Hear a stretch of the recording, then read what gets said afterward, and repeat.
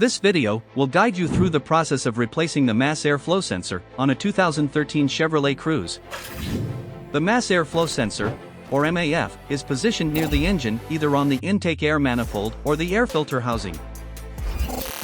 If the engine has been running, let it cool sufficiently before starting work to avoid burns from hot parts. And always wear personal protective equipment, including rubber gloves and safety goggles, when working on a vehicle. Begin by removing the sensor. Disconnect the negative battery cable from the battery to remove power from the vehicle's electrical systems. Unplug the electrical connector attached to the mass airflow sensor. Unscrew the bolt that secures the sensor in place and remove the sensor from its mounting.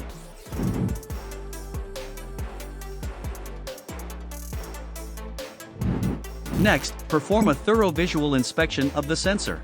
Carefully examine the sensor for loose hoses, cracks, holes, or other physical damage.